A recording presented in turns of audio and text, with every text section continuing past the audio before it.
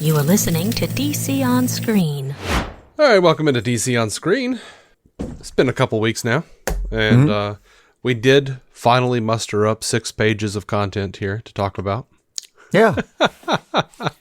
They made it hard, but it was managed. Yeah, we probably should have, watched a fucking animated movie or something like we said we were going to at some point. Yeah. We're still recovering from a couple projects that happened over the last few weeks, so.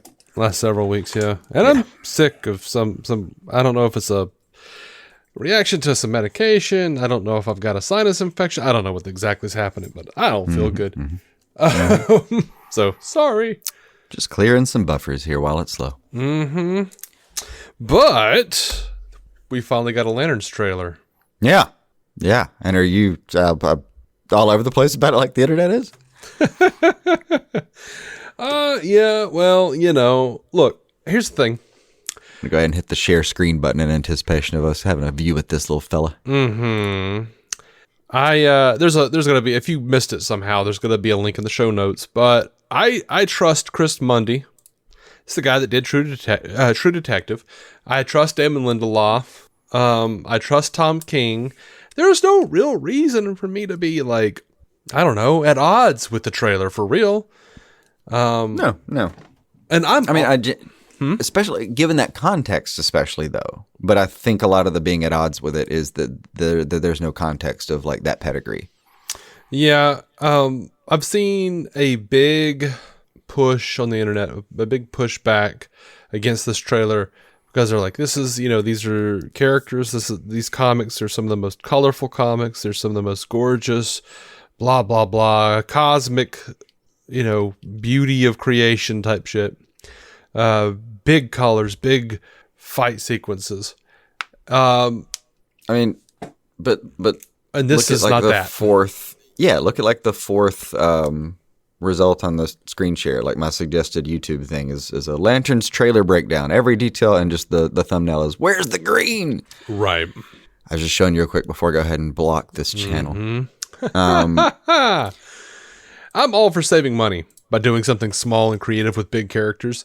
You have to build up to shit, dude. And right now, with smaller characters, especially ones who have done big epic shit in the movies and failed, like Green Lantern. Epically. Yeah. You have to show the audience you can paddle before they'll let you swim. And at the time, I would say, you threw Van Wilder at that, and it didn't work. Well, that may have been one of the reasons it didn't work. Yeah. Well, at the time, there's a lot of reasons. At the time, he was Van Wilder, but yeah, he was fine. The movie was actually pretty good for the most part. It wasn't Marvel level, and that was his only real sin. Incidentally, to pitch an old evergreen episode, we do have a review of the director's version. We have a review of basically the script that was like Berlanti's original script, which we thought was pretty solid. Yeah, well, a lot of the beats in there, had they made it into the final film, would have made a very watchable film. Yeah, we have sort of a review of that script. We have a review of the director's cut movie, but even that, like, dude, Jeff Johns just fucked it. He fucked it. He came in and he destroyed Guggenheim's script, and that's what it was. He gets his tendrils and some shit. Was it Guggenheim's or Berlanti's script originally? I thought it was Guggenheim's, but maybe it may have been Berlanti's. I can't remember anymore. One of those two, though. It's one of those guys. One of those era guys. And by the way, back in the heyday when they were super passionate about these things, before all the 10 years worth of beating the shit out of them on the CW. Speaking of CW. Yeah. I ain't gonna lie, man. That Green Lantern suit looks a little. It looks a little motorcycle, jacket with foam on it. Kind of. It looks a bit rough. I didn't get that from it, but now here's the fun part. I wanted to watch the trailer with you. You've seen it. You said a couple dozen times ish, kind of roughly. I've seen it exactly one time. Mm-hmm. So for me, it'd be kind of fresh. Okay. I don't know if you want to do that in a second, but sure. But I was curious about. I haven't really sat. It's been a minute since I've seen the suit too, and I'm kind of curious now after all the fighting. Mm-hmm. Yeah. I mean, 72 suitless hours behind me. I know. There are people who are like, "It's not green." I'm like, motherfucker. If you pause it and you look, the spots that aren't just covered in fucking space filth. and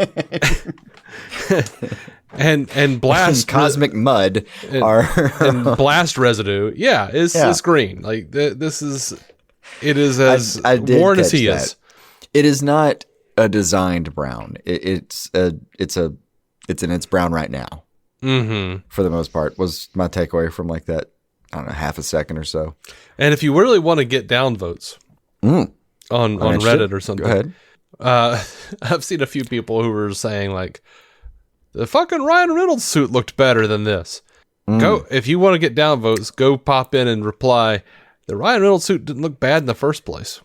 Oh. Because it kind of didn't. It as a construct. As a construct, it wasn't bad. Like the part that there is a lot. I heard somebody talking about this film recently. It was how this get made. People did this recently. They pointed out though that so much of the film sort of takes place on like this like Mortal Kombat-ish platform. Mm-hmm. Like you can tell there's two guys standing, or in some cases one guy and a tennis ball standing on like a long plank. Yeah. And then the whole world is around him, and they don't never really interact with the rest of that big fantasy wild world. It just sort of is, and like, okay, I get all that. Cool. Yeah. And those are all accurate, but it visually you didn't care in 2011, especially when it was one of the early 3D films. Yeah, you're supposed to not care. Everyone did, and then they stopped caring when Endgame was happening, and I'm like, okay, y'all. Everything in there happens in, I don't know, like a 35-foot soundstage, but it's supposed to look like one whole portion of the world. Yeah. But but for all it's worth, the suit itself, not a bad design. It didn't even look that bad. It looked as bad as the rest of CGI in the sense that the whole film looks like there's CGI fucking everywhere. It's not exactly seamless, but not that bad. But it was not the worst part. I'm sure that there's already been people screaming at me for what I've said here on this cast if they haven't shut it off altogether. It was that bad. Yeah, sure. Yeah. Except these are the same people, the exact same fucking people who will sit not there. The ones actually listening. Oh, probably not. They went away a long time ago. Yeah. But look, there are people, or the same people who will sit there and go like, "This is CGI," and all of a sudden, Gunn's like, "Nope, here's the footage of us standing in Svalbard. Fuck you." Like everyone was quite cold. Like everybody just has convinced themselves everything is fucking AI, everything is CGI. And in fact, they've now replaced the term CGI or VFX with AI. They're just AI. No, motherfucker, it's not AI. Fuck you. Just because it's the two letters now. Yeah. Because for some reason, even though you look like you're 60, you haven't been aware of any motherfucking thing that's been going on in the world. Yeah. Yeah, the rocks are getting bigger.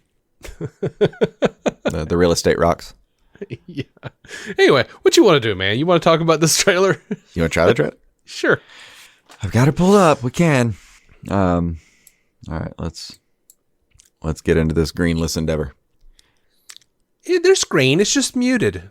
Yeah. Let's see. 3 days ago, number 2 on movies trending chart. I don't know what that means. Anyway. All right, so we're starting with like the tease that was already there, right? Mm-hmm. By the way, I'll be pausing throughout and trying to explain when and how and why, but like it kind of starts with that bit we already saw them in the car. It does have this little splash screen of like a new series from DC Studios, and he sets down the ring, which is green as fuck, by the way. I want that ring. It looks fucking cool. Yeah, it does. Like that. Yeah, I mean that is green as fuck. All the jade I could have hoped for right there. I love that ring. That's an odd metaphor. Hey, agree. No, so I told you I'm going to turn the captions on because like I can hear, but you can't the way we have this set up right now. And then I was joking that like, yeah, I'm kind of glad I'm going to turn them on because I didn't understand everything that Kyle Chandler mumbled out before. And the first time I watched it, and yeah, I didn't know. I didn't realize as he's getting out of the car, he says, "But all right." I didn't know what he said when he gets out of the car the first time. I still don't like. As you're sharing this on the screen, like it's not really coming through for me. It's like real choppy. Oh, okay. Yeah. So it's not in really. In this case, it's not playing fluidly. It's like I'm looking at fucking a version of whatever it is. No, so in this case, looks like he's hopped out of of storyboards. Oh, lovely. Well, that'll do. So in this case, he gets out of what has to be a 1987 Bonnable. Okay. I'm just picking a branded car that's the closest I can remember to whatever I'm looking at here. Like, they went to a tow yard to find the vehicle that they're using for this scene. I feel like it'll come out that's like James Gunn's friend's like fucking car or something. Maybe. I'm just looking at the car and it just looks like a real baseline kind of family model car from the late 80s. Like, no one would preserve this car, like, unless it meant something to you. Yeah, maybe. So in that case, yeah, it's probably going to be like, yeah, man, it's my best friend's mom's car. You know, their dad died in that. Like, oh shit, man, sorry. Yeah. Why'd you throw it off a cliff? We all have questions here, James. That was my dead father's car. Yeah. Cool shot though. He's flying over the side. But yeah, I had no idea what Kyle Chandler had mumbled right there as he was getting out of the car. But he says like, yeah, you know, you're not ready for don't worry about the stuff too much junior, blah, blah, blah, the substitute teacher speech. And then, says, but all right. And like hops out the car. And it's weird that like, Jon Stewart turns like he's going to do something. Like he turns and he about throws his whole, like the top part of his body into the back seat. I'm like, did you think you were going to catch him? It's a good point. I think in the moment I would do something similar, like, did that motherfucker really just sort of like turn to verify that's what just happened. I don't know if I'd have the wherewithal to be like, he's in the past now. Whatever happened to him happened. Face forward with the car. Yeah. I admit that's the optimal way to go, is just go straight for that left leg over the panel onto the brakes, right? It's got to be. Yeah. But yeah, I'd probably bounce around going, holy shit, you got to be kidding me for a second. Love this shot of him, if you can see it in the storyboard form, of the like car heading over the ridge. Yeah. That's just stuff. Yeah, it's just kind of paused there for me. All right, we're back at the diner. I gotta say, I'm just not. I do kind of violently veer away from Hal Jordan being such a dick, and I know they like to do that with him overall in the comics and in various media. I'm afraid he'll wind up being the villain of the piece, and John will earn his stripe by figuring that out and stopping him. And I do think I think Hal Jordan does die in this, because they did make a point of having that in the trailer where he's like, I'm doing this till I'm dead, or whatever it is. Yeah. Well, this is my job. As long as I'm alive, it ain't changing. As long as I'm alive, yeah. Yeah. I agree. And then, like you said, the pedigree here comes from true detective people. But that kind of makes it a chess match. It's like, yeah, sure, this is what you're showing me in the trailer, but I also know who you are and where you're coming from, so that's probably the least likely thing, right? This is a red herring. The whole thing's fucking... It's a Red Lantern's trailer, for God's sake. Herrings everywhere. Probably. I don't know. Red herrings. Yeah. I don't know. For them, that could just be, fucking with his stage one. I don't think he's going to like die in the pilot or anything. We're going to have a good time with him in season one. I think we'll do a season one. I think he will die this season, but I think they'll set up something like a Blackest Night situation, and he'll come back as a Black Lantern. That would be great. That really would be great. Well, in this case, though, it'll be, if that's the arc, it'll be that like over the course of this season, he looks like an asshole. He just looks and sounds like an asshole in this trailer. We'll get to know him. We'll like him. We'll see why he acts like an asshole. All that kind of stuff. He's got some trauma. He'll get softened. Like, I don't know, man. I mean, is this like a Hal who's seen some shit with Coast City at this point? I don't know. Is he the Hal that doesn't, try to recreate it, go insane, kill all of the lanterns, and take all the rings? Is that yet to come? Internalize all that loss and become an asshole to the other lanterns? Because, in this case, it'll be like, well, yeah, I'm an asshole to you because I failed. No. Like, you have to be better because I failed. One of the things that's interesting in this trailer, though, is he says that he's the only human. And I'm like, true. He's like, yeah, they're all other. I'm the only human. All the rest of them are fucking aliens. We got a squirrel. Yeah. Which is so fun. But I love bringing up Chip. But, I'm also like, has Guy taken up the role of warrior? Does he have his yellow ring? Or does he have his Voldarian powers? With Guy? Yeah. Do you remember that? No. In the comics, it turns out, I think it was like the 80s or early 90s. I don't really remember. But it turns out there was a race of people called the Voldarians who had fucking like fled all across the galaxy, and some of them settled on Earth. And in an almost biblical sense, they found the daughters of Man fair and took them as wives. Almost biblical? Okay. In both a canonical and cardinal sense. So they tried to mate, and I think there was like the first time they mated, like created this monstrosity called the Dementor. But eventually, it took a few centuries for it to really, suss out well, for the DNA to really get in there right. But eventually, there was a what is it called? Voldarian, and I almost said Vulcan. A Voldarian and human who was born. And that was Guy Gardner. And he discovers that he is half Voldarian, and they gift him powers. So and he was called Warrior, and he could like create his own armor and shit. Oh, I didn't know he had a meta arc. He had a meta arc. Yeah, that is neat. Yeah. Then again, he also had a for this yellow ring. That is cool too. I mean, yeah, I do know he had the yellow ring for a minute. I'm just gonna assume it was because they were fucking like the Neanderthal version of us. Early on, yeah, and like we kind of evolved into the Homo sapiens we are today, and yeah, maybe, and that's when you were able to successfully mate. The early versions, 23andMe's are going to be real rough. Yeah, like looking at the fucking sediment and going like, well, there's a lot of iridium. Yeah. Right above all of this. I would love to see a time crew go back, and there's one scientist that just keeps picking up the primordial ooze and just being like, it's just a crew of scientists, of course, and there's one guy that just keeps pulling up the primordial ooze and it's just not working, and like the diagnosis just keeps coming back. Yeah, I think the reason it's not working is all the semen. Tell Dr. Jones to stop owning these piles of primordial ooze so we can maybe get something out of this experiment. Yep.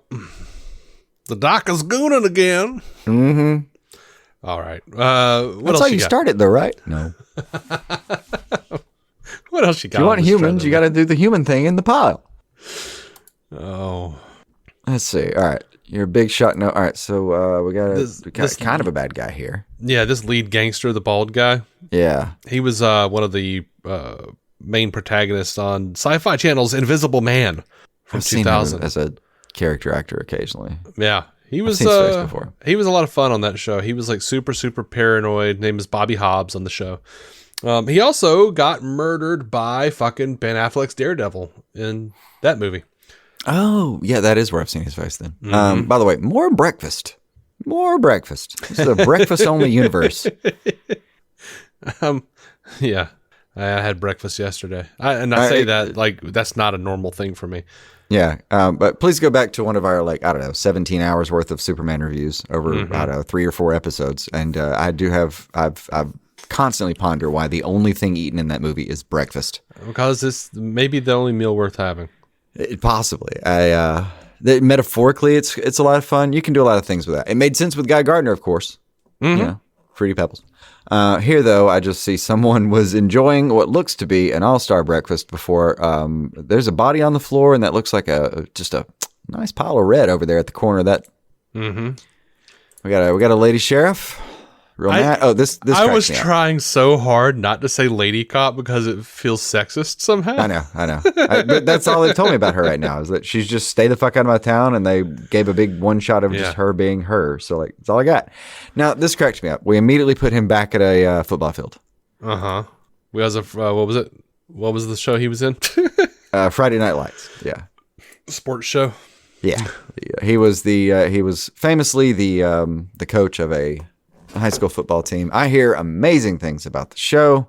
I didn't watch it. It was one of those that I'm surprised I didn't watch because there was a time where that would have been right up my alley. I think the only reason I did not watch that show was just there's only so many hours in the day kind of thing. Yeah, naturally. Yeah. To me, it always seemed like a nighttime soap, but with fucking football, and I was just like, I'm not.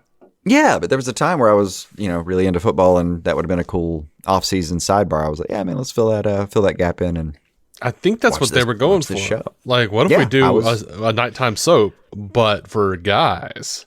Or we'll trick them into thinking it's their kind of show. Well, yeah, you do a whole teamwork kind of situation. He had this whole line about like, what is it, like big hearts, dry eyes.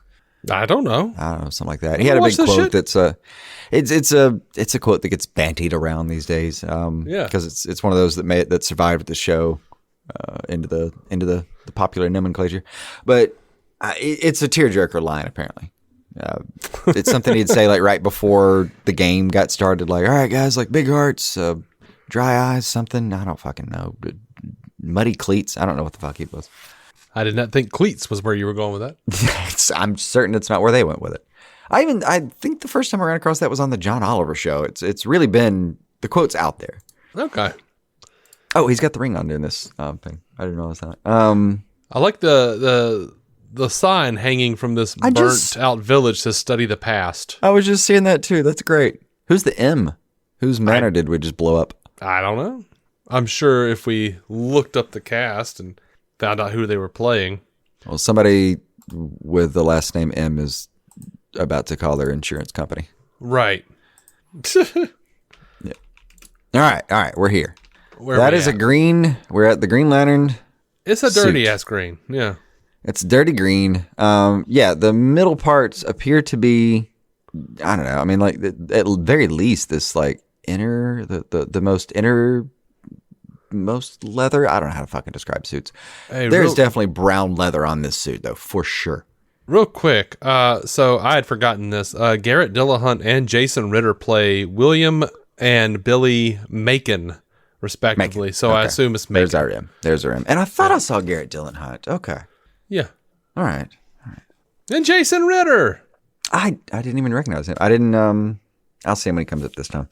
Like I said, I watched it once. Garrett Dillahunt is just if I see his head somewhere, I'm pretty sure I'll register it, even in passing. But not so much Jason Ritter. I'd have to really see his face for a second. I mean, he just looks like his dad, dude. He does. He looks like a thinner, like a youthful, thinner version of his dad. I like Jason Ritter. The suit, though, like, I don't know, man. I'm not that impressed with it either, but it's, whatever. Yeah, it's not, I mean, I don't know. Well, it's one of those things where, like, yeah, I'm always going to kind of veer towards wanting, fuck it, we'll say it in the show anyway. The Zack Snyder take on it. Like, I like the Zack Snyder suits in a lot of ways. Not completely, but I like the form-fitting comic book look. Yeah. For the most part, his costume design was pretty on point. Like when you like zoom in, I'm like, I don't need all this fucking Kryptonian text or all these fucking, Greek thing. Whatever, that's fine. I don't. And now need that I've seen him on Corn Sweat, I really do. I find that I miss the red pants more than I thought. But yeah, I get it. You don't want to like spend that too much Batfleck design is fucking sick. It just is what it is, guys. The thing that I don't even really mind the color part. That can be different. And by the way, just to tie in two complaints at once real quick, you know how in a minute when he flies off and there's no green aura, there's a lot of hubbub. Well, this is the kind of thing that like, yeah, it's a brown suit when he's just chilling on Earth and being all terrestrial about it. But like the moment he actually takes off and does his aura, this will just be a green suit with leather padding underneath. Like this is just body armor effectively. Yeah. I can see it for what it's worth there if my theory is right. That this is just a body armor suit that he wears. It's gonna it's gonna keep you. I would say like keep you warm in space, as though that's a thing. No, you can't put on a cowl and be warm in space. Yeah. But like this, but there's parts I just don't like outright. I don't think I like the choker, that little leather piece of choker up there. Mm-hmm. I don't like that. I think I'd prefer that be gone altogether. I find, and this is the case in the comics as well. I find that, in my opinion, the more you overthink a Green Lantern suit or any suit, the worse it's going to be. Like, there's a reason that, for me, the simplicity of the Silver Age really shines, if that makes any sense. Like, keep it as iconic and simple as you can. See if my memory's right about this. Do you remember the kind of design changes between, like, the Injustice 1 and 2 games? I remember there was a whole Injustice changes suits so much you actually earn armor and change your fucking suits as you go. Like yeah. The base designs, I think, just sort of like I'm thinking of like in the trailers, like the base designs upgraded too. But yeah, but that's what I was getting at though. Is like the early game designs looked pretty okay. Mm-hmm. After all those upgrades, it starts to look like these weird armored mecha versions of themselves that are just, it gets to be too much real quick. Yeah. I don't like it. Not a fan. Very much a fan of the actual symbol in the middle of this suit. That part looks fantastic. I want a shirt with the symbol just right there immediately. I could deal with it being a little bit bigger. But it's fine. I don't know. I'd give you 20-25% bigger for sure. I could take that up all day. I think that as it stands, it would suit me just fine. Give me a little more bevel. Maybe. I could pick apart a suit. Yeah. I do think it is green. I think it's dirty. It looks dirty. It just looks like, it looks like the car commercial. I mean, not commercials, the car reels where they're cleaning off the junk from the car. Like if they were if they sprayed that down with some foam and then sprayed it off real good, like you'd see all that shit melt and you'd be like, oh, green. Yeah, I think it's gonna be brown. Like possibly the light brown part on the outer part, I think might green up. Yeah, that part. But like the underneath, I think that's gray more than brown. I just think it's in a brown fucking cabinet. Being reflected. You're right. It could be more gray. Like it could be closer to like the color of the HBO Max in this title card on this trailer than, because I noticed that's kind of a weird shade. But like it could be closer to that. Yeah, but that's just some cow under there or some fake cow under there. It's just leather though. Yeah, you look at Green Lantern. You look at Hal Jordan in the comics. Is basically that shape where it's like that amount of black on the sides and on the arms, and then on the front in the V shape is the green, and on the shoulder pads, etc. Like this would be green. Like I don't think I like the chitinous kind of like shoulder pad situation very much. I'm not crazy about the shoulder pads in general. Like I think but yeah, that's not about this suit. I don't like that ever. Yeah, if they cut off the below the deltoid area, if they cut off all the fucking like the three flaps beneath that, I would be great with. I could deal with that. I think that design only ever looks good in a medieval kind of context, and that's where I want it. And just that's all there is to it for me. I feel like I want it there, and I don't want to see it anywhere else. There's also I think there's something to me. I want to be like also the hanger. That's an old style. Yes. Well, it's funny you said that because there's something that's like, that feels off-putting and needlessly diminutive of the status of a Green Lantern by having the suit hanging in a fucking closet. Like, I get it. I get it. I get that it looks that way. It just is what it is. It like, I would prefer it that way than what the alternatives are. In a drawer, which is also good. Yeah. I also, does the drawer solve the problem for you? Because the drawer is kind of classy. Even when I've seen, any version the chest of drawers and it's on the bottom and it's a nice antique chest and all, that kind of thing. Does that aesthetic help? I think I am of the belief, and I've thought about this with Batman because, we had a situation where we've seen Batman go into his like fucking chamber of suits. Mm-hmm. And it's just like, it's fucking weird. It's always weird. It's always a little weird when you like see them go in like, oh, you just got like a bunch of these. Okay, this is fucking silly now. Like, it's just, if you introduce too much mundanity, it becomes silly. I mean, sure. Because then you've got to ground it and really do something. To that end, there's going to be some mundanity here. Like, it's going to be a very terrestrial story. Like, we just saw one of the trailer bits is a diner getting blown up. There's a body on the floor and what looks like a mob situation. Yeah. And with Green Lantern in particular, there seems to be some, an amount of disagreement about what the suit is. Is it a construct in of itself, or is it an actual uniform? As whenever he like flies into space, he'll just be like boom, and then all of a sudden he's in a suit. Mm-hmm. But then you're like, why is the suit so meticulously made to where it looks real, but none of the other constructs look real? I don't know. I don't know what the fix is, unless the fix is to not do Green Lantern, which is what WB has been doing very well for many years now. For a long time. That solution worked swimmingly for quite some time. Just fucking forget Green Lantern's a thing. That's complicated. Let's just not. I mean, there's a lot of characters that get that treatment, though. Yeah.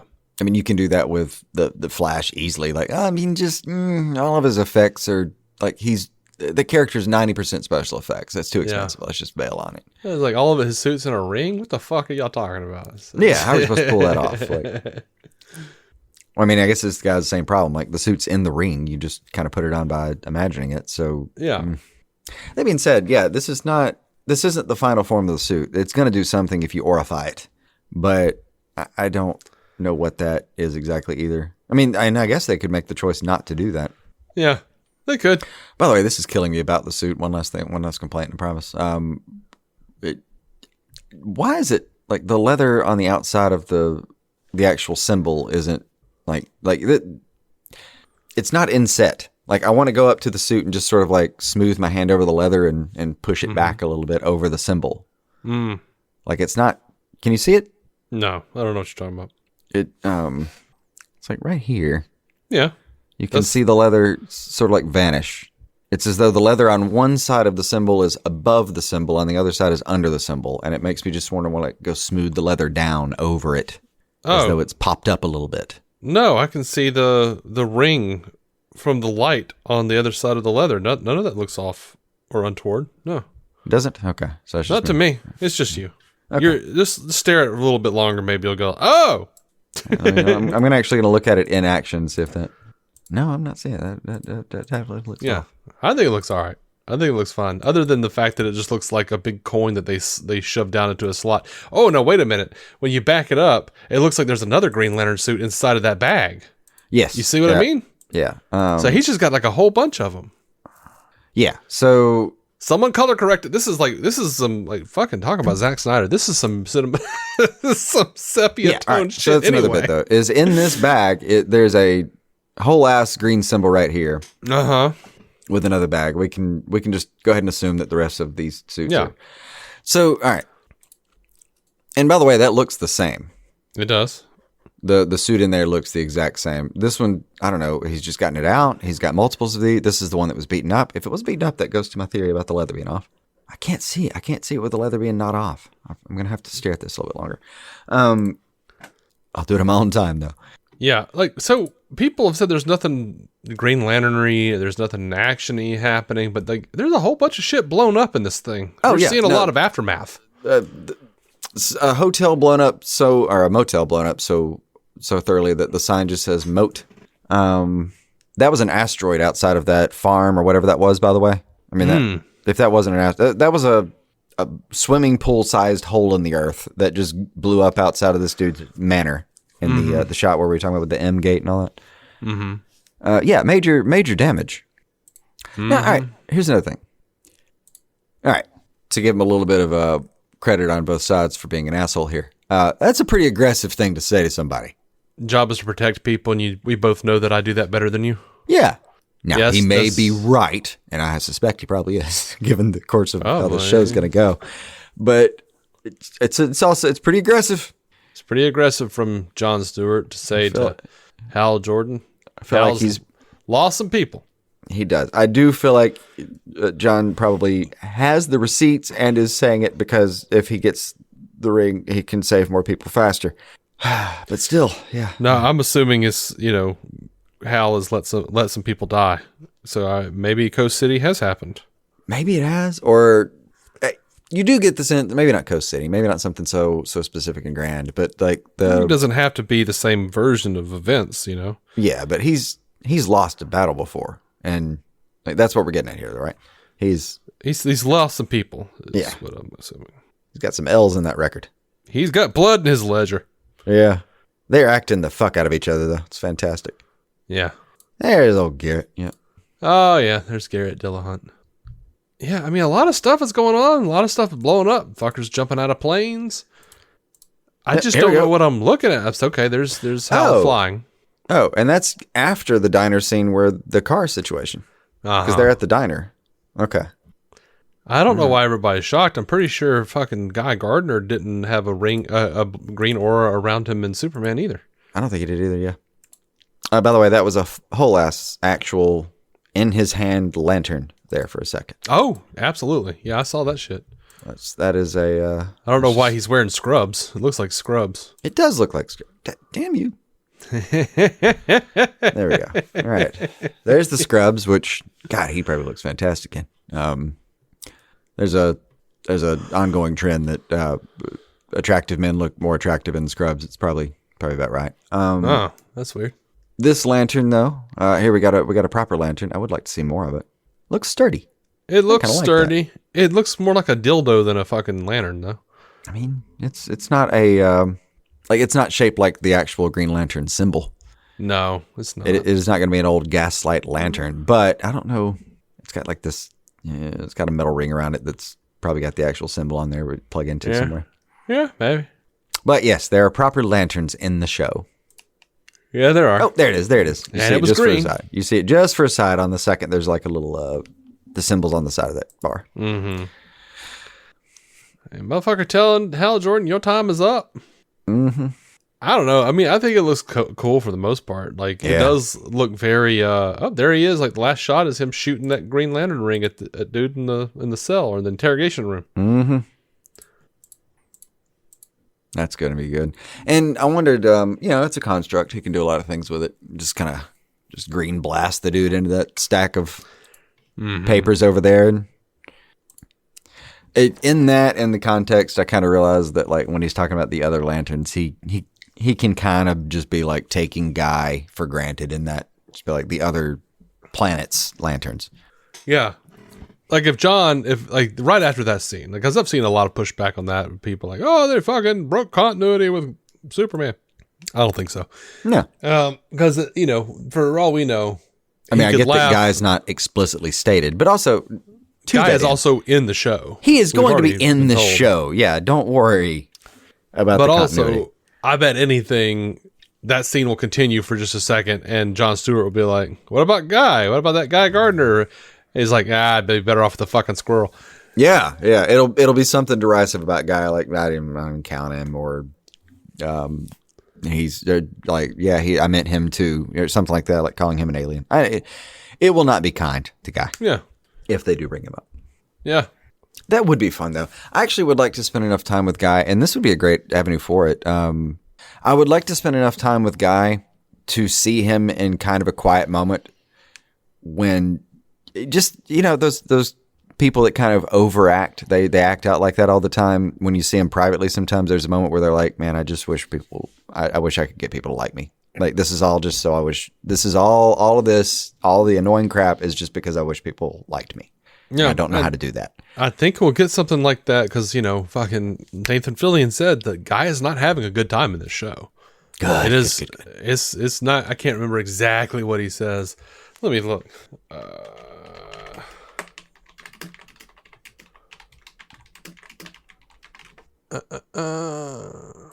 Nathan Fillion says that Guy Gardner starts out as quite smug in Lanterns, but undergoes a shift. By the end of it, you can tell there is a shift. Gardner is no longer comfortable. He is no longer feeling smug. Then you can see where John's strength really lies. That is a strong individual. I don't really have any scenes directly with Hal Jordan. No, that's not what I was thinking of, but that's one. That's one thing. Yeah. That's getting in the direction. Yeah. So, I wouldn't worry about them ignoring Guy. Guy will be around. What else I don't think that'll be an issue. Also, one curiosity, and I think I'm done with the trailer after that. You remember, we'll probably just forget this shot existed. It was, though, you remember in the great crossover event, we had that shot of Lantern, I think it was a shot of Oa, basically. Yeah, it was directly from the Green Lantern, Ryan Reynolds' Green Lantern movie. Was it from the Green Lantern movie? That was from Crisis on Infinite Earths on CW, yeah. I mean, I remember the CW part, of course, but the... yeah, well, you just said the great crossover. You didn't specify what people are going, wait, what? I see. Yeah. That was for the listener. Was that for the... was that for 2011? Yeah. I thought that, at the time, I thought we were discussing that was like, oh, that's going to be for the Lantern show that they're discussing. No. Or it was definitely for the... They never got into production on that. But that was from, the shot, whether they gave it a different, I don't think an actual Earth number was ever attributed to that one, but If it was, it would probably be what they did in Crisis on Infinite Earths, because that shot was fucking Oa from 2011's Green Lantern, for sure. Okay. I can't remember if it was for sure. I just remember at the time kind of thinking like, hey, cool. I mean, like that, is that like a shot of Oa? Because they're doing the thing. Anyway. And it could just be a generic shot of Oa. It'd be fine. It's not like Oa has to do much. As expensive as that crossover was, they're not making up anything new. They don't have to. But I also just recognized it from the fucking movie. See, I remember it being like too far away to be the movie. I guess it could. Yeah, it's probably the same like establishing shot from the movie somewhere in it. Yeah, I could see that. Yeah, it's just the establishing shot of that giant Green Lantern symbol in the middle of Oa. The establishing shot of smaller CGI before you get into the zoomed in shot of the larger CGI. Yep, that's a shame. Cut away just before Michael Clark Duncan tells you that he didn't kill no little girls. Yeah. Well, there we go. That's all I had for the trailer then. All right. I mean, I think most of it looks pretty good. I think most of it looks like I don't know what the fuck I'm looking at. Bunch of stuff going down. I'm not crazy about the suit, but that'll be all right. Yeah. I'm more excited about just them doing something interesting with the franchise and telling an interesting story. Yeah, I really think it's not all. I mean, some of it's going to be people who know the pedigree and still have some kind of complaint about it for any number of reasons. But like, I genuinely a portion of that's just, but like, if you know about Green Lantern in general, you don't know who the show's coming from. You sit down thinking like, cool, Green Lantern, Space Tale, awesome. That wasn't what you got in the trailer or in the teaser. So like, I kind of get bucking at that a little bit. Out of context, that can be a little shocking, but I think it'll pass really quickly, especially if you get into the show. Yeah, I get aggravated with people. I'm like, dude, this is exactly what they've been saying it's going to be for like 3 years. Yeah, it is. It is.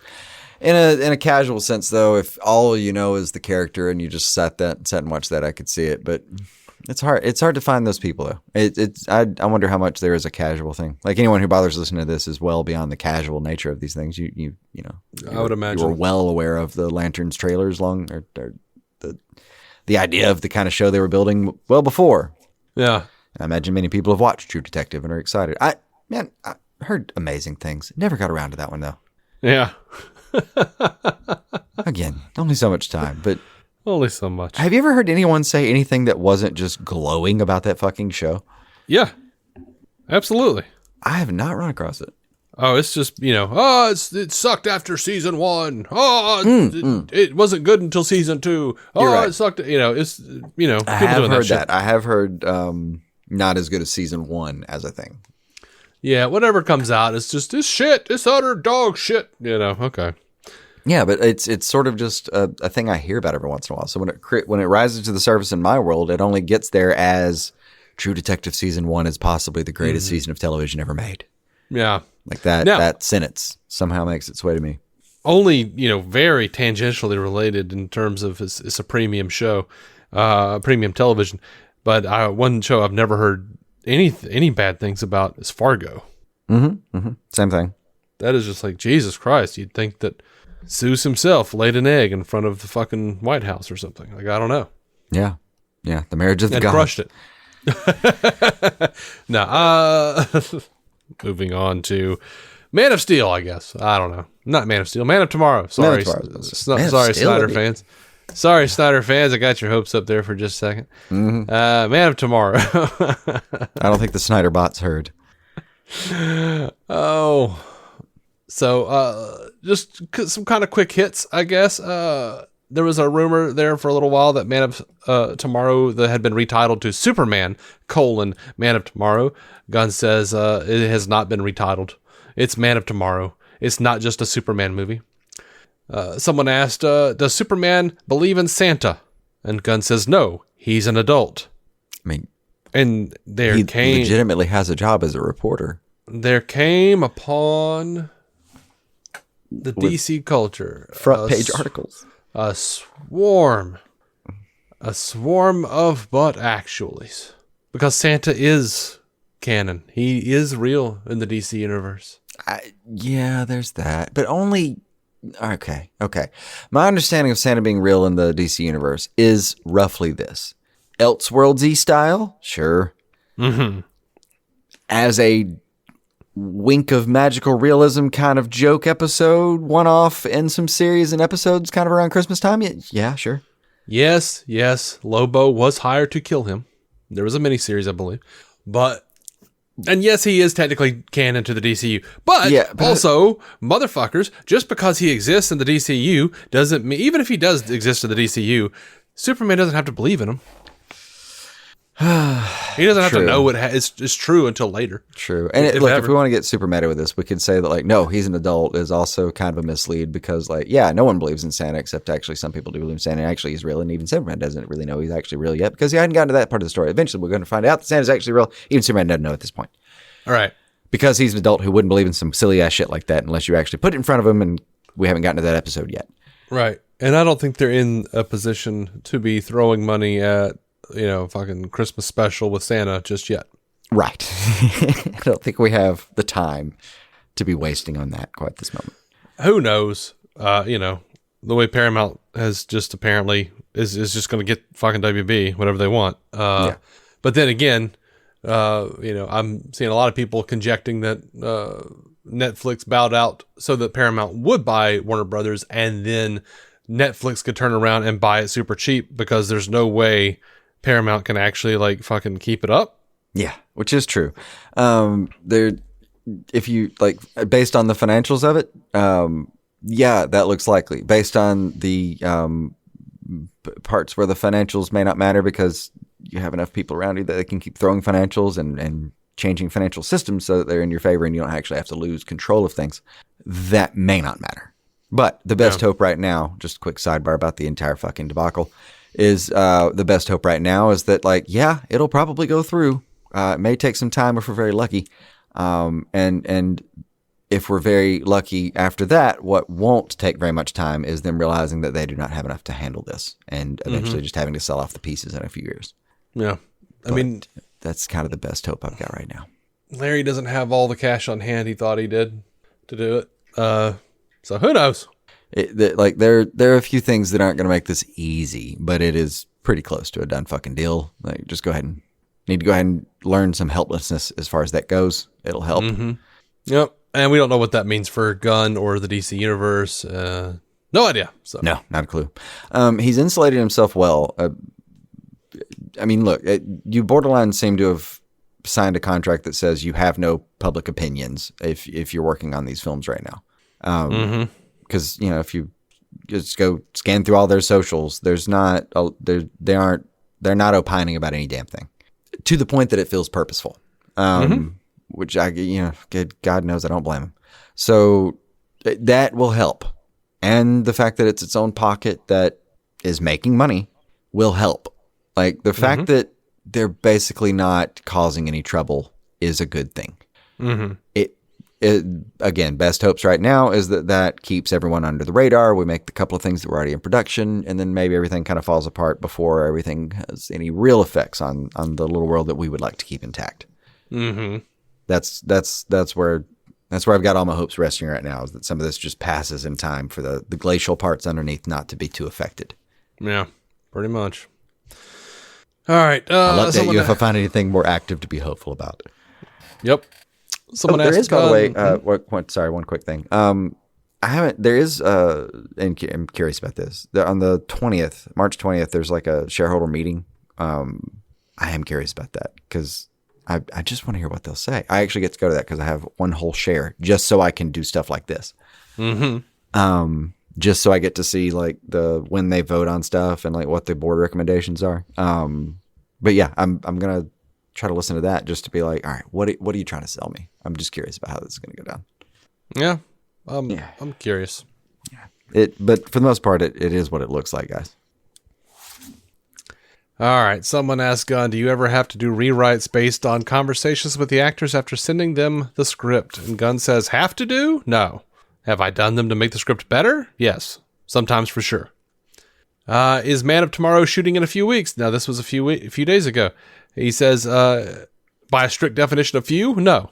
Someone asked, James, was the Panic in the Sky storyline something you used as an influence on Man of Tomorrow? You've already confirmed Brainiac. Maxima has been heavily rumored. Panic in the Sky is post-Crisis Superman's first time leading a group of heroes. Sounds like your Superman might be doing that in Man of Tomorrow. Gunn says, fun story, but not really, no. More specifically, I read almost every Brainiac story to put Brainiac and Man of Tomorrow together, and used bits and pieces I thought worked best. But Panic in the Sky was not a key influence on the story. So take that, guys. Everybody's saying Panic in the Sky. It's just Panic in the Sky. I've seen so many people saying that shit. Oh, it's just going to be Panic in the Sky. Like, so nonchalant, you fucking know-it-all assholes. Yeah. I read a rumor online that said Panic in the Sky. And I know that reference. And that would mean it would be the most fun thing for this to be true, because it would make me the smartest person in the room, because I know the reference that they're talking about. Therefore, I believe it's true. It's fun to come down on other people when it's someone else doing that instead of when I do it. Sure. Yeah, I don't know. I kind of always just get annoyed with people who are doing that. That's why we don't throw out a lot of theories, I feel like, on this show. Because I don't like just being like, oh, they're just going to do this. I'm like, dude, I've been watching these fucking movies for the majority of my life. They never just fucking adapt. No, you always adulterate it. You always change something. It's almost required. I mean, it kind of genuinely is for writing purposes. Yeah. Like, you have to do something to make it your own. And I don't think anyone who has ever the time and effort and willpower and personality types and maneuvering it takes in your life to get to a position to be able to make one of these things, you are not the kind of person who doesn't make it your own. Yeah. It's impossible. Absolutely. But like, to be the fucker who's sitting there like, oh, they're just doing this, just throwing the word "just" in. You're trying to seem so fucking above it all. Yeah, it's condescending. You're so like, you're over it. You're better than this. They're just doing Panic in the Sky. They're motherfucking never doing just what you said they're doing. And then when the movie comes out, you're mad. Oh, they changed it from this. I'm like, they fucking never said they were doing that. Yeah. You listen to some asshole on the internet who said that. Even when they call it Civil War, they're not going to do the same fucking thing, dude. Yeah, yeah. Anyway, ours don't. They got to figure out how to put the X-Men in there before they do Civil War, because Wolverine had that great scene with fucking Tony, and fuck you. Yeah. Yeah, the strangest thing about how these things work is, like, in groups, is like some of the same things you'll see a little tweak, and you'll see what would seem to be the same kind of archetype, this like blah, blah, blah, blah, blah kind of person we're talking about, come out of the theater going, well, it's a little bit different, but like I kind of like what they did this. That same kind of thing. Yeah, I knew the reference. I feel smart because I knew the reference, but I also understood the thing. It just seems to be whether you liked the twist and whether you were able to just go in there without all the worry and just recognize that, be in the moment and go, oh, you did this different. And then if you liked it, you just came out appreciating that they tweaked it off the stuff you already knew instead of being all fucking prejudiced about it when you go in. Yeah. I don't know. We need a little more joyful innocence out there is what I'm getting at, man. Fucking goddamn. Yeah. But it is the reason that I avoid, and I do on my version of the internet, wherever I can get the algorithms to help me with this. I have, stuff like set photos and stuff like that just blocked, straight blocked on my phone. Anything I can get it blocked on. I don't want to fucking know. I know how movies are made. I'll look at the featurettes after for the more details. I don't want to know all the bullshit beforehand in some capacity. Like, there's stuff we talk about, and that's cool. I like the speculation of it. But I don't actually want to see the goddamn thing on set from a rooftop across the way. Yeah, I get it. That benefits no one. And all it does is it sets stupid expectations for what you're going into. It benefits the scoopers. Yeah, that's it. It benefits the fucking nerdrotics out there who are just, hate fucking? What do you? Yeah, something like that. Basically, you're just fucking you putting out clickbait for people who fucking hate it. Yeah, and want to hate it. It's one of my great pet peeves about the industry that we sort of participated in here is like the scooper, the set photo scooperism is it. Man, I promise, whatever joy you're getting out of seeing that set photo, or whatever joy, kind of schadenfreude you're getting out of seeing those set photos sometimes, is lesser than the joy you will have of just being in the moment and the appreciation you'll have afterwards without having it fucking spoiled by those weird little expectations, because you don't think it's going to matter. And then you get in there and you see it, and it does. It really does matter. Like, there is less joy. without being able to just experience it that way. Yeah, there might be less joy. There might be just less joy for me, period. Like, I don't think, like, I don't look at set pics and go like, oh, that looks like shit. Like, I just like, I see it and like, yeah, it might look better. I don't know. And like, no, that'll be fine.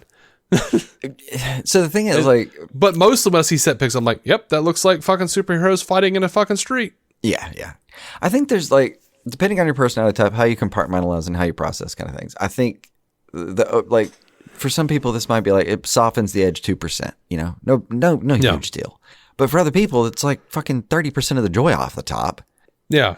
Yeah, I'm definitely one of the other ones. Like, I hate thinking about, and I also hate seeing a set photo just enough to be waiting for the scene later. Like, I'm good with it. Like in the trailers, that's cool, but I like, and it's not so much that I have this like stupid sense of childhood joy I'm trying to preserve. It's also that like I'm trying to let them tell the story the way they want to see it. I want to see the trailers you chose to show me as an auteur. You know, I want to see what y'all wanted to show me, the narrative you wanted to get across. You're spending millions of dollars. Let me just experience it your way. Yeah. And then we'll go look at the set photos and see if you're a fucking idiot afterwards. Yeah. I don't know. I get both sides of it because, like, when I was a kid, you know, and I know, motherfucker's a piece of shit, the guy that ran the site, but when I was a kid... Kids? Oh, yeah. When I was a kid, I discovered Ain't It Cool News, and specifically when they were putting out leaks about X-Men. And, dude, kid in a candy store, dude. Like, it was like looking at my gifts before Christmas. I was so fucking excited.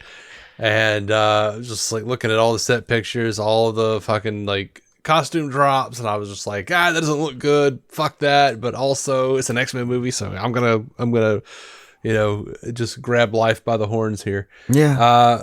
You know, all the like, you know, in fucking Moriarty or Hercules or whoever the fuck it was over there. Read, I think it was Drew McWeeny, whoever that was. When he reviewed that fucking J.J. Abrams Superman script that was like dog shit. Where he was like doing Kryptonian Krav Maga in the fucking sky with other Kryptonians and shit. Like, I was like, this is trash, and it's amazing that I know that this is the thing. Kryptonian sky Krav Maga is just a fucking phrase. Man. I love it. Yeah, like, I don't know. Like, there was like it really was like a conspiracy theory thing where it's like, oh, he thought Krypton exploded, but they didn't really explode, and there's some fucking dude with a cyclone. I don't know. Anyway, beautiful. It was nuts, but I loved that portion of it, and seeing like the roller coaster being like, oh no, they're doing this, and like, oh good, they didn't do that, and oh hey, they're doing this, and oh wow, they are doing that, and you know, it's just like that constant like, oh, let's see what's going, like the soap opera of going to those sites and seeing all of the set pictures and any kind of leaks that we could to be like, oh man, and have that anticipation was probably 75% of the fun for me for a long time. As I've gotten deeper into actually getting this stuff in a regular fashion, and just like seeing the fan entitlement and seeing what the fan base in a lot of ways has morphed into, it's not fun anymore. That is true. I mean, there's probably a, to the overall thing I'm talking about, there's probably a time in your life factor here. Yeah. Which may be different also from age, because like, you know, some things don't affect you. In my life, there have been things that was like, cool, I spent all of that, or we've used all of that, and that's all there is to it. And, you know, hey, tank's empty and we're all moving on. Yeah. I mean, there's also like... Most of that's patience. Patience was the tank I was talking about. Yeah. And back then, you know, you'd have like 2 or 3 people who were just assholes. And and then you'd be like... And they had their fanzines. Well, I'm going to watch this and enjoy it. And it'll be whatever it is. Like... Yes, I'll hate this, this, and this, but also I'll love to see Wolverine like claw the fuck out of somebody. Yeah, you know. Yeah, but now it's such a divisive thing. Even the things that people were down about had that. You're right. It had like this like, but I'll go see it. Yeah, right. It's like, yeah, the X-Men suits were shit in those movies. Absolutely. Blah blah blah blah. But you know what was great? But like, fucking look at Hugh Jackman's hair or something like that. At least that. Like, yeah. But I think it's fucking weird though, because it's like the internet got more and more people got on the internet, and then it became like a fucking superhero movies became popular in a way that really ruined things. Because now it's sports. Yeah, it's no longer just like nerds being like, well, I don't like that, but that was dope when he fucking popped the claws. And yeah, that's true. But God, I hadn't thought about it. There's probably fucking Kalshi bets on like which superheroes are going to die in which movies. Absolutely, and that's what it is. It's like now it's like, oh, you're one of them, fucking bullshit. And, yeah. Oh, Jesus! I didn't know we were. I didn't know we had tribed out. Gotcha. Cool. Okay. I mean, I did know, but oh my God. It's like there was a time where I would go to like Walmart or someplace, go grocery shopping. If someone had a Batman shirt, I would go, "Hey, Batman fan," and everything would be great. And now it's like, oh fuck, it's a Batman fan. I hope he doesn't see that I'm wearing a Batman hat. Yeah, because then I'll have to. Fans. He might be one of those guys that's like got to corner me and tell me like 15 different ways that George Clooney wasn't the real Batman, and I'm like, motherfucker, it's fictional. Yeah. There is no real Batman. Drive to Gotham right now. Report in when you get there. Well, I think about Ben Affleck is he wasn't a real detective. None of them are real detectives. Yeah. Please let me buy my Batman action figure and go. Yeah. All right. Speaking of Batman, back over to the Batman, the Brave and the Bold, there was a rumor going around that from our old buddy Daniel RPK, ye old scoop. I don't know why that made me laugh, but it did. It's just got me for some reason. He said that the Brave and the Bold might not arrive anytime soon. Oh, James Gunn wants the Batman 3 out faster. I'm told that Brave and the Bold is not coming for years. Gunn is pushing to get the Batman 3 out faster. He wants that trilogy over. He wants to move on. He doesn't want 2 Batmans. James Gunn said that's incorrect. Well, I mean, I don't know if it's incorrect that that he heard it. Yeah. But the information is incorrect. The fact of the matter is not right. And then someone also said, is it true that we're not getting Brave and the Bold until Matt Reeves finishes his trilogy? And Gunn says, nope. Yeah. I don't think they're going to be tied to the same thing at all. Someone asked, is it true that Paradise Lost is shelved? Gunn says, definitely not. Jesus, I go on Threads for the first time in weeks, and it's just one insanely wrong thing after the other. What is going on? Mm-hmm. I love, because I saw all the rumors like Paradise Lost is shelved, it's gone. And I was like, okay, well, I guess I'll wait to hear from Gunn on this. Look, if I may, Mr. Gunn, it's because you were gone for weeks. The motherfucker needs to. You got to stay in, or these people are gonna get wild. He's got to work on stuff sometime. You can't just hang out on Threads all day. I know. Just apparently you've got to check in about once a week and just give a quick State of the Union about a couple of the rumors, or they're just going to pile up and get weird on you. I don't know that there's another mechanism. I wish it were another way. Yeah. All right. So here we go. A divisive bit of information. Mm-hmm. Oh, by the way, shit. Is it possible to speed round the rest? I just realized I have a hard out in about 7 minutes. Sure. There's like 2 things left. Excellent. Yeah. All right, on the Happy, Sad, Confused podcast, when asked about the possibility of bringing back the Snyderverse, Zack Snyder says, I would never say there was no way. I would never say because I was on the ride that created Justice League. We've absolutely talked about it quite a bit, whatever form it would take. Those heroes touch a nerve. Obviously, those heroes are meant to, in the end, uplift and confirm sort of the human existence or the why of this crazy ride we're all on. They tend to be a metaphor for all of us. He did say, he says, of course, James is singular in his storytelling, in his ability to channel mythological and pop culture into what I would consider just iconic and very particular point of view that's both poignant and funny. He's the best at it that I can think of. And I think that he's a great steward of that world. So, that's good. That's great for the fans. Then he says that his personal trilogies of movies is a weed that just won't die, even though he does say Gunn's Superman movie was amazing. Mm-hmm. And he says he can't wait for the next James Gunn movie, calling it a singular and iconic point of view that's great for fans. So, yeah, he says there is a way to continue it in comic book form, animation, or maybe a Broadway musical. I feel like that was a joke, but Yeah, Hopefully. from this conversation, there's been a ton of rumor about like, oh my God, Paramount's coming in. They've already tapped him. The gun is gone. And Zack Snyder's coming back. Like, I would love to see Justice League 2 and 3 and a solo Batfleck and whatever else in the Snyderverse. Mm-hmm. But then there's that petty part of me that just wants to say, fuck y'all.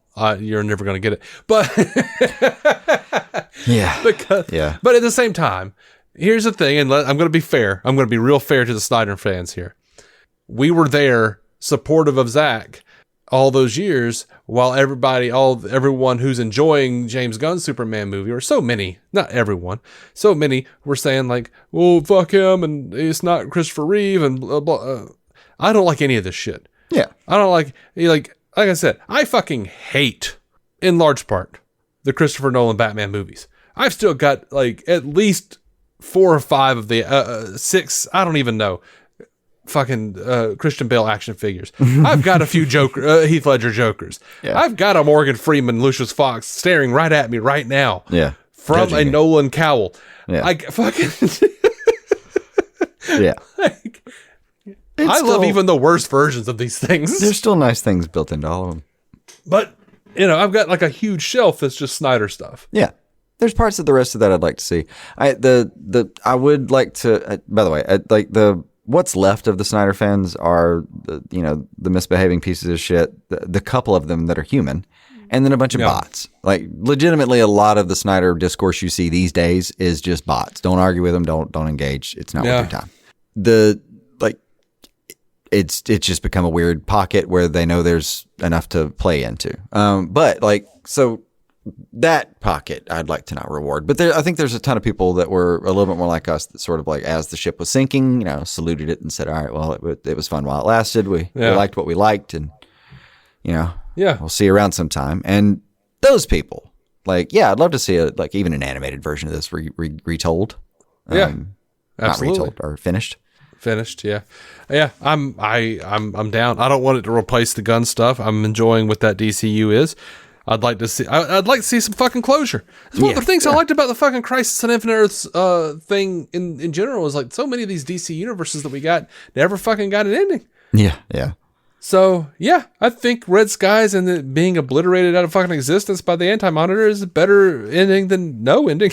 No, my genuine pitch is animated though, because I think Snyder would actually have a lot of fun with that if he wanted to go down that road, and it's easier to get all the actors, and you can replace Jared Leto all at once. Solutions all around, baby. I'm just saying. Oh, and Ezra, you can replace Ezra if you want to. Yeah, I'm full of solutions today, bro. You are. Yeah. Man, all right, one more thing. One more thing we got here. Right. Someone says, my kids are loving crypto, saves the day. James Gunn, any plans for other DC Kids cartoons? And Gunn says, absolutely. A few. Yeah, they are cute. Keep that in mind. You might have something for the kids. If you're not one of those angrily going, fuck the kids, I don't need fucking bullshit from kids. I want something gritty. And you're going to get fucking calm down. Yeah, that'll be there too. We're going to get a swole Lex Luthor coming out of prison. Yeah, maybe. Who's seen and heard a lot in that time. Yeah. I'm doing the Star Trek cast, or Star Trek UCast universe, Star Trek universe, and they released this show called Star Trek Scouts, and it's for like 2-year-olds, and it's like a little CGI show on YouTube, and people are like, "This is what we're getting instead of Star Trek Legacy," and like, fucking calm down. He just fucking, like the 2-year-old captain of this fucking thing just launched a meatball at a Klingon cruiser. I think we're okay. Yeah. They're like 11-minute fucking YouTube shorts. It's not replacing anything. No. Also, even putting that, it's not all about you and your generation, bro. Like you've got to, you have to seed future generations of viewers, and you want to do that. You make a kids show. This isn't about your generation at all. This is about money in 15 years.